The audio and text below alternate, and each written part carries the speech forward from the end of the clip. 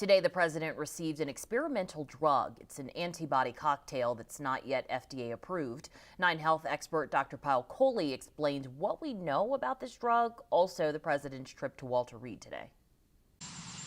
The president was flown to Walter Reed National Military Medical Center on Friday, something his team described as precautionary. If the president's oxygen were to drop, there is, immediate access to intensive care unit, ventilation facilities, and of course, transporting him when he's feeling better is a much safer way to transport him than when he's not doing well or might be more severely ill. The White House doctor released a list of medications used to treat the president, including an experimental antibody cocktail from Regeneron. So this is essentially antibodies that are manufactured and then injected as a way to neutralize the virus. They're called neutralizing antibodies that bind the spike protein of the virus, so they kind of prevent it from getting into cells. Nine Health expert Dr. Pyle Coley said the drug had some success with some patients in a very limited trial. But again, this was a very small clinical trial. It has not undergone peer review. It has not undergone FDA review.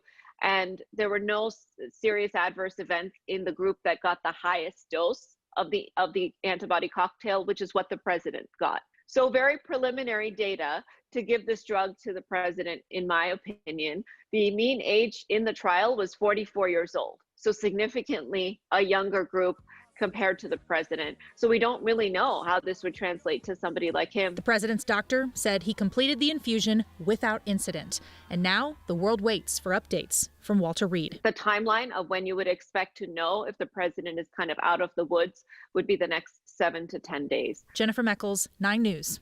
If the president's condition gets worse, the 25th Amendment outlines what would happen next. That amendment lays out a temporary transition with the president handing power to the vice president. The president could then reclaim his power when he deems himself fit for duty. If the president became incapacitated, that amendment allows for the vice president to take over with the approval of the cabinet. If both the president and vice president cannot do their duty, power would fall to the Speaker of the House. The 25th Amendment came after the assassination of John F. Kennedy in 1963. Ronald Reagan used it once after undergoing colon cancer surgery, and George W. Bush used it twice while undergoing routine colonoscopies.